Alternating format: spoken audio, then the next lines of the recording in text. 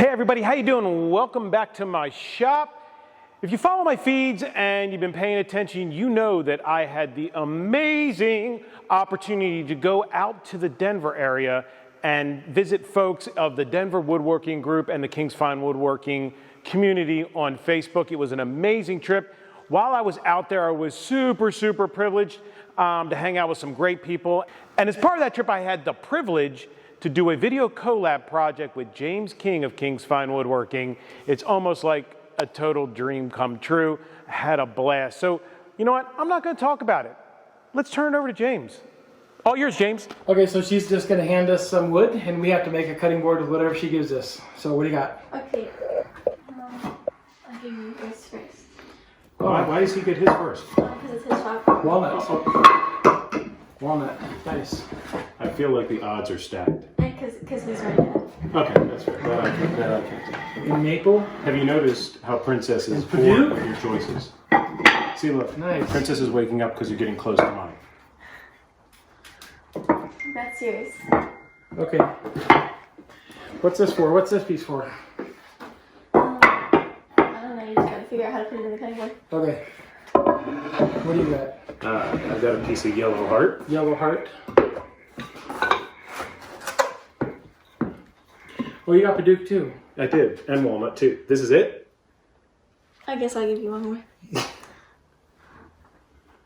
One more yellow heart. One more yellow heart. All right. Okay. So what are the rules here? Whatever we can make out of this. Whatever you make, cutting board. Whatever kind of cutting board you want to make. Okay. That's the deal. And side gives the high five. Yep. Ready? Let's do it. Like all good builds, we need to start with some flat lumber. So we're going to take the yellow heart over to the joiner, and we're going to get one side flat. Once we have one side flat on the joiner, we head on over to the planer to take it down to thickness. You know what? Let's take a minute and give a shout out to Cy King, James's daughter. Cy, who's affectionately known as the photo bomber to her fans, was an amazing amount of help on this project, and I couldn't have done it without her. Thanks a lot, Cy. Now, the next two steps require math, and we know how well I am at math, so James came over and helped supervise to make sure I did it right. We took the pieces over to the table saw, and we cut the bricks to their proper length and width. Now, if you don't have a crosscut sled, make sure you make it over to King's Fine Woodworking website and pick up plans for James's Extreme Crosscut Sled.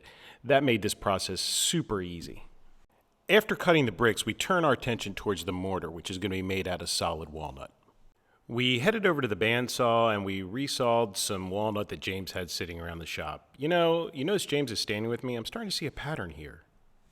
After resawing, we head on over to the joiner again to get one flat side off of the pieces we just resawed. After that, we head on over to the planer so we can make sure that everything's to the proper thickness. After that, we head to the table saw so we can have one square side, thereby heading back to the joiner to get two square sides so we can finally get ready for glue up. Now, James is known the world over for his, we'll call it wood to glue ratio, so this was obviously a nerve-wracking experience for me. We used Titebond 3 because it's waterproof and this is going to be a cutting board. After gluing everything up and cleaning up the squeeze out, we placed the pieces in what I would call an amazing amount of clamps, and then, well, we wait. All right, well, that was fun. Break time.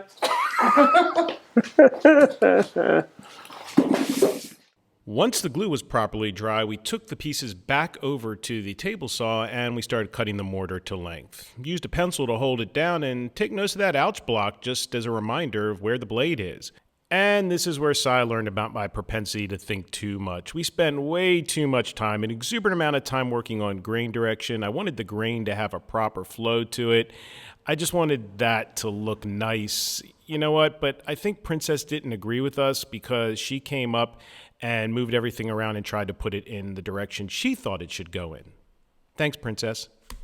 Back to the glue bottle we go in our Titebond 3. We make sure we have enough glue on both surfaces and we place the blocks in the clamps. You know what? We're just going to speed this up. I don't think anybody really wants to watch me glue up 100 different blocks. I mean, you get the idea. We made sure everything was nice and square up against the clamp bars, so I was able to come back and just sand off the residue before we took it over to the table saw, where we went ahead and we just cut off anything that was hanging off the outside.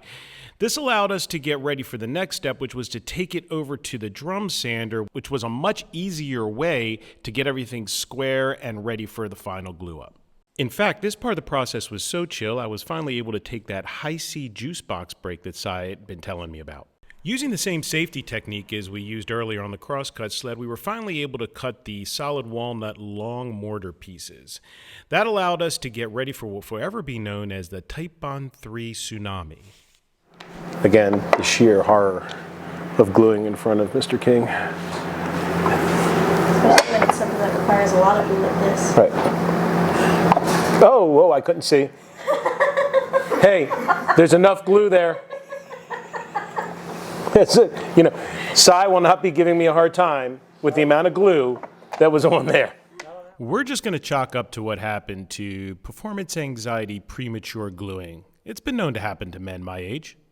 We let it sit in its clamps overnight and the glue set up, and I came back the next day and you know what? She's looking pretty spiffy, except for those glue dribbles that are sitting there. So I grabbed a scraper and I started scraping. Did my best to get as much as I could off, and then we moved on to the next step. James held it down while I used a cordless circular saw, and we rough cut the board to, well, rough length. After we were done with that step, we went to my new favorite tool, the drum sander, and we did a couple passes, removing whatever was left that was proud, and that allowed us to have a nice flush board. We had some time left over before we were headed out to dinner, so I took James up on his hospitality and I decided to head on over to his lathe. Now, those that know me know that wood turning is my first true love. Well, wait a minute. Sorry about that. That actually distinction belongs to my family, so if you guys are listening, my bad. Love you. I took the Paduk over to the lathe, and I decided that the lucky recipient should be able to use this as a serving board if they wanted to, so what better way to do that than to create some magic wand handles to go on the board, so I crafted some magic wand handles. As much as this board went through the drum sander, you'd think we were done, but nope. Putting some light pencil lines to make sure I hit every spot, I used a random orbit sander and worked myself through all the grids, sanding and sanding. And when that was done, James and I awkwardly caressed the board, making sure I didn't miss any spots. You know, this is kind of weird to watch. Back to the crosscut sled and the table saw we go, cutting the board to its final width. Now, here's a slight OCD moment as we use calipers and a tape measure to make sure that the right and left side actually matched. This made sure that visually each one of the sides and the bricks actually appear, well, they don't appear, they are the same length. Back to sanding we go to get rid of any blade marks from the final cutting. We did a little bit of sanding. You know what? Who am I kidding? We sanded a lot. Worked myself up through the grits just to make sure everything was good one last time, and then we can get a final look at the board using denatured alcohol. And you know what?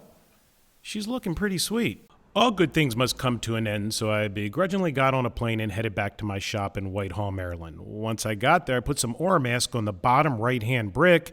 I'd done some design work on Vectrix Aspire program for my CNC that I wanted to add to the board.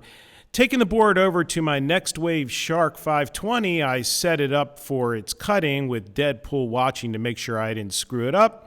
We went ahead and we carved a logo that only the truest Harry Potter fans will recognize. Yep, we went ahead and we put the Deathly Hallows on the bottom right-hand corner of the board. Not wanting to get nastiness inside my logo, I grabbed my favorite epoxy stone coat countertops. I took myself some black glitter and some black metallic mica powder, and mixing the resin on a 1-to-1 ratio based on volume, we went ahead and we poured it inside the logo.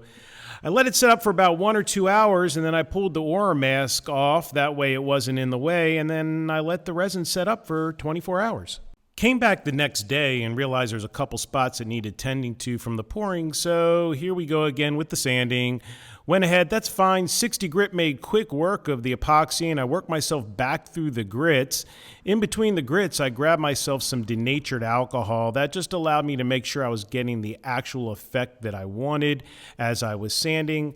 And once that was done, that allowed us to actually getting to crafting the handle holders. Going back to the table saw, I grabbed some scrap walnut I had laying around, and I cut it into rectangles. Using the same safety technique I learned in Denver, I used a pencil to hold the small pieces on my crosscut sled, and I cut the pieces to their final dimensions. Headed over to the drill press because I wanted to create a mortise tenon situation for holding the handle in place, so I drilled myself some holes. Over to my router table I went, and using a 1/4-inch roundover bit, I just eased the edges on those pieces.